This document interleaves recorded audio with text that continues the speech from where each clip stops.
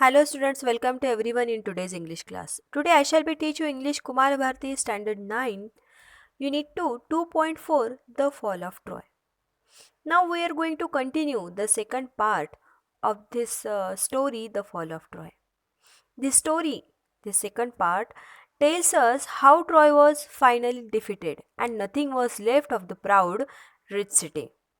So let's go students. Now we are going to complete this second part of this story, The Fall of Troy.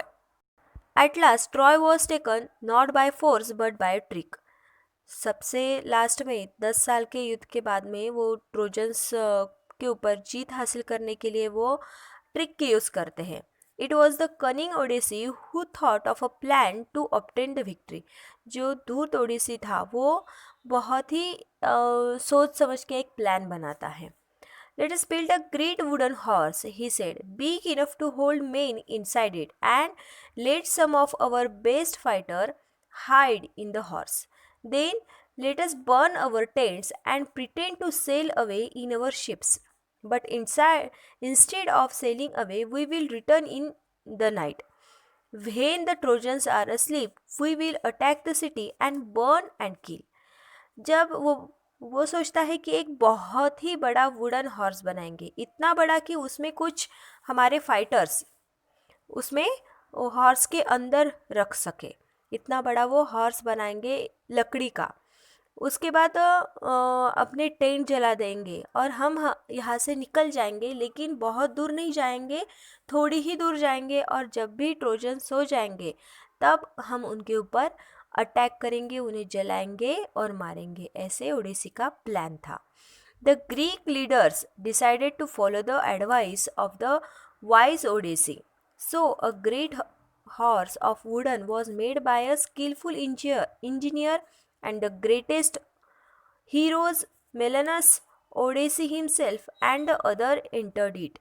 The last man to go in being the architect himself who knew the secret of opening and shutting the entrance. अब बहुत अच्छे अच्छे engineer के साथ वो बहुत बड़ा horse बनाया जाता है.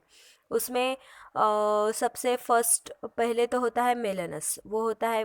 उसके बाद उड़ीसी होता है और एक दो होते हैं. और जो आर्टिस्ट होता है जिसने खुद जिसे वो हॉर्स के अंदर से बाहर और बाहर से अंदर जाने का रास्ता पता होता है. That evening, the Greeks burned their tents and sailed away in their ships, but they did not go very far. अब रात को जो है वो अपने टेंट को जला देते हैं ग्रीक्स और अपने शिप्स लेके निकलते हैं, लेकिन बहुत ज़्यादा दूर नहीं जाते, थोड़ी ही दूर जाते हैं. Only one man was left behind to persuade the Trojan to drag the house into their city. और सबसे लास्ट में सिर्फ एक आदमी वहाँ पे रह जाता है कि जो ट्रोजन्स को परसुएड करे, कन्विंस करे कि उनका जो हॉर्स है वो सिटी के अंदर ले जाए. Next day the Trojans woke up expecting to go out and fight as they had done for the past 10 years. जब अगले दिन ट्रोजन्स उठते हैं कि उसी एक्साइटमेंट के साथ कि आज भी हमें युद्ध करना है, जैसे कि वो 10 साल से करते थे वैसे ही आज भी हमें युद्ध करना है, इस जोश में उठते हैं. What delights and surprise they felt at the sight they saw on the seashore outside the walls. लेकिन जब वो वॉल के उस साइड में अपना गेट ओपन करके जब वो आगे निकलते हैं तो वो समंदर के किनारे पे क्या देखते हैं. It seems that the long sieges was over at last. वो देखते हैं कि जो उनका युद्ध है वो at last ख़त्म हो गया है, ऐसे उन्हें पूरा नज़ारा दिख गया. The tents had been burned, the shore was deserted, the Greek ships had all gone. और उन्हें दिखता है कि जो टेंट्स है वो पूरे जल गए हैं, जो शिप्स है वो भी यहाँ पे नहीं है, और सीशोर समंदर का किनारा जो है वो पूरा डेजर्टेड है, मतलब कि खाली है. It's peace at last, they cried and opened wide their gates and came out in large numbers of the plain, glad to be free again to go where they pleased. फिर वो अपना पूरा gate open करते हैं, चिल्लाते हैं, enjoy करते हैं कि देखो एट लास्ट हमें क्या मिल गया, पीस मिल गई है, शांति मिल गई है। इतने दिनों के बाद हम जो इनके नज़र कैद हो गए थे, तो ये अब नहीं रहा, हम फ्री हो गए हैं, कभी भी कहीं भी हमारे पसंद से जा सकते हैं, आ सकते हैं। ऐसा पूरा नज़ारा उनके सामने था, ट्रोजन्स के सामने। Then they saw on the sand the huge wooden horse. At last उनको दिखता है कि एक बहुत बड़ा वुडन हॉर्स वो सैंड पे है, समंदर के किनारे पे रेत में खड़ा है। They gathered round it in astonished, for it was indeed a wonderful piece of work. और वो उसके साइड में पूरा इकट्ठा हो जाते हैं और बहुत सरप्राइज हो जाते हैं कि ये तो बहुत ही बड़ा अच्छा, बहुत बड़ा एक बहुत अच्छा इंजीनियर ने बनाया हुआ बहुत ही अच्छा पीस है, ऐसे सोचते हुए वो उसके साइड में खड़े हो जाते हैं। As they were wondering how the horse had been built and why it had been left behind, they found a Greek with his hand tied together lying under it. जैसे ही वो बहुत आश्चर्य का साथ वो हॉर्स के पास जाते हैं और सोचने लगते हैं कि कैसे ये बनाया है और क्यों यहाँ पे छोड़ा है, तो वहाँ पे एक ग्रीक देखते हैं, ग्रीक पर्सन देखते हैं जिसे वो बांधा गया है हॉर्स को और वो पर्सन को। When the Trojans dragged him out, the man pretended to be very frightened of them. अब जैसे ही ट्रोजन्स वो पर्सन को खींच के लाते हैं, तो वो जो आदमी है वो ऐसे बिहेव करता है, प्रिटेंडेड मीन्स कन्विंस करके देखना या बिहेव करना कि वो बहुत डरा हुआ है ट्रोजन से।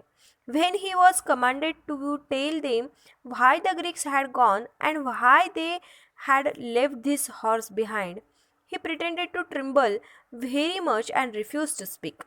जैसे ही ट्रोजन्स उसे पूछते हैं कि क्यों ग्रीक वापस चले गए और ये हॉर्स, इतना बड़ा हॉर्स क्यों यहाँ पे रख दिया है, तो वो शिवर, ट्रिम्बल मीन्स शिवर होना, जैसे हम डर के मारे कपकपाते हैं, डर से कपकपाना, वो वैसे कपकपाता है और कुछ भी बताने से इनकार करता है। When at last they threatened to kill him, he spoke and told them this false story. जैसे ही ट्रोजन्स उसे मारने की धमकी देते हैं, तो फिर वो एक बनी बनावट कहानी सुनाता है। The Greeks are tired of the long war and have sailed away in their ships, he said. वो कहता है कि ग्रीक्स ने वॉर के लिए बहुत ट्राई किया, लेकिन एट लास्ट वो अपने शिप्स लेके निकल गए। But they are afraid of the long voyage home too, and so they have made this horse and left it as an offering to the god of the sea. तो वो इतनी दूर का जो वोएज है यानी लॉन्ग जर्नी है, तो वो डर रहे थे कि कहीं हमें कुछ कम ज़्यादा ना हो जाए, तो वो ग्रीक्स जो है उन्होंने ये बहुत बड़ा हॉर्स बनाया कि वो सी को अर्पण करे, सी गॉड को वो अर्पण करे। They wanted also to kill me and offer me as a sacrifice to the sea god. और वो मुझे भी मारना चाहते थे क्योंकि वो सी गॉड को मुझे सेक्रीफाइस करे, मुझे अर्पण करे।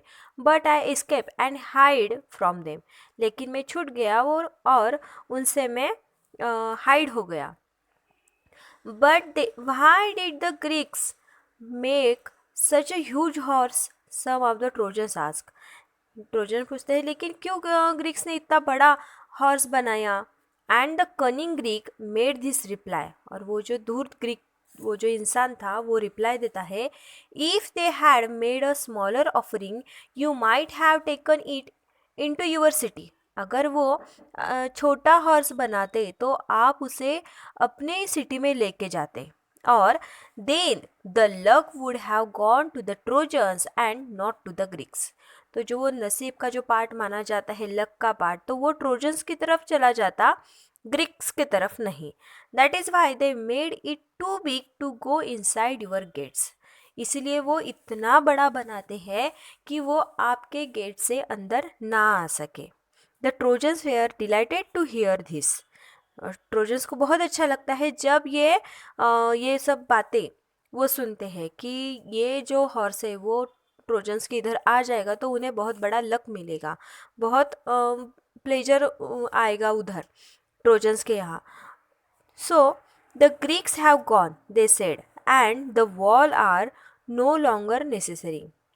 तो वो सोचते हैं, ट्रोजन सोचते हैं कि ग्रीक्स तो चले चले गए, तो अब इतनी बड़ी वॉल की कोई ज़रूरत नहीं है. Let us make a hole in the wall and drag the horse in. फिर वो सोचते हैं कि चलो हम ये जो हमारी इतनी बड़ी वॉल है वो वॉल को हम होल करेंगे और ये जो हॉर्स है उसे हम अंदर खींचते हुए ले जाएंगे. Their wise priest warned them not to do so. उनके जो वाइज प्रिस्ट है, प्रिस्ट यानी हमें पता है हम पुजारी भी कह सकते हैं उन्हें, या हमारे कंट्री के वो जो भी कंट्री के वाइज पर्सन, तो वो उन्हें इन्फॉर्म करते हैं, पहले ही वार्न करते हैं कि ऐसा ना करो. It may be a trick that will ruin us. तो वो बोलते हैं कि ये ट्रिक भी हो सकती है आपको डिस्ट्रॉय करने की. र्यूनस मीन्स डिस्ट्रॉय करना. He said you will bring disaster on the city if you break down the wall. तुम अगर ये जो वॉल है इतनी अच्छी वॉल अगर आप ब्रेक करोगे तो तुम लोग कुछ ना कुछ हमारे सिटी के लिए डिजास्टर तैयार करोगे ही करोगे. But they were so excited that they pay no attention to his words. So वो जो ट्रोजन्स है वो इतने एक्साइटेड थे कि वो प्रिस्ट की वो कोई बात सुनते ही नहीं. They broke down part of their strong wall in order to drag the horse in. तो वो हॉर्स ड्रैग करके अंदर लाने के लिए वो इतनी बड़ी स्ट्रॉन्ग वॉल डिस्ट्रॉय करते हैं, तोड़ते हैं. All that they all that day the Trojans feasted and drunk and celebrated. तो ट्रोजन्स जो है वो पूरे दिन खाते हैं, पीते हैं, एंजॉय करते हैं, बहुत एंजॉय करते हैं.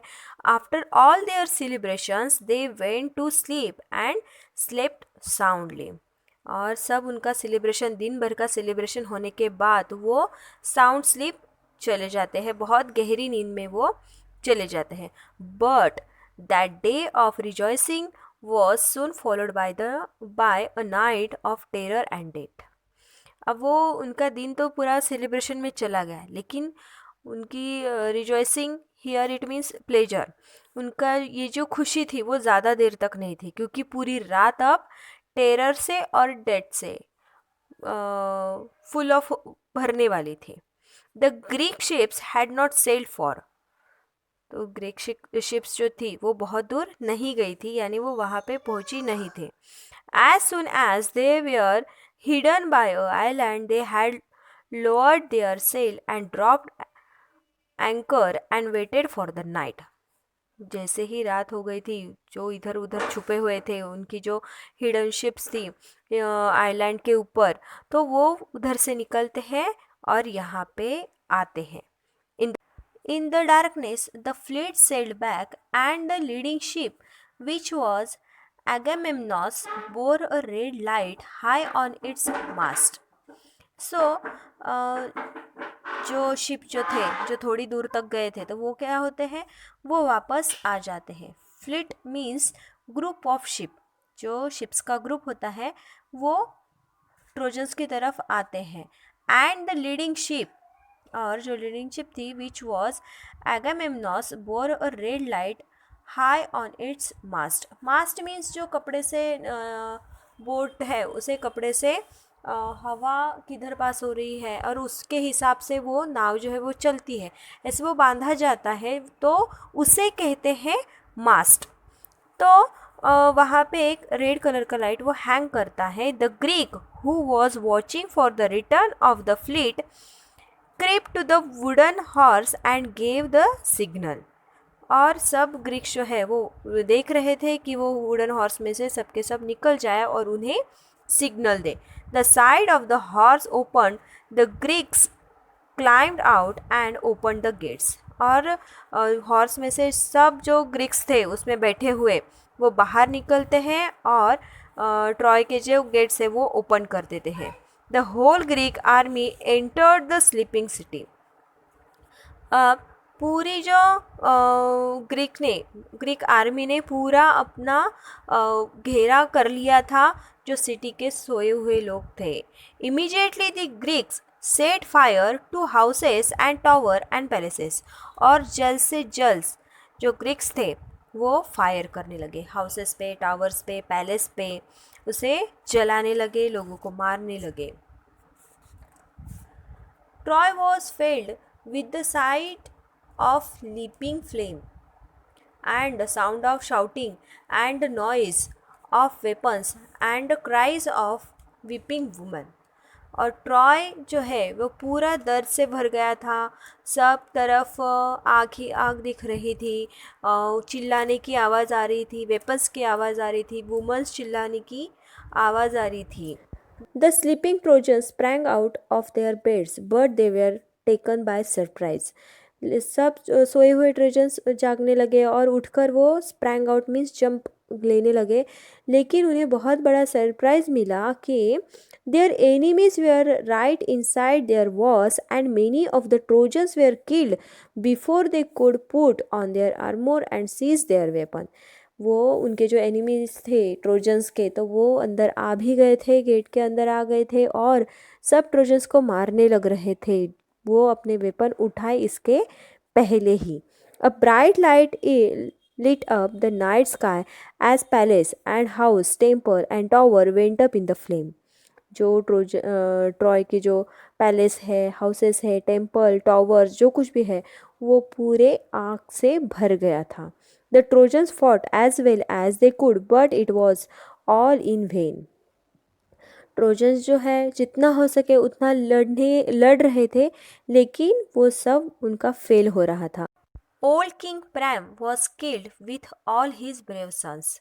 जो प्रैम जो यानी ओल्ड किंग्स जो है वो पूरे अपने जवान ब्रेव लड़कों के साथ मारे गए.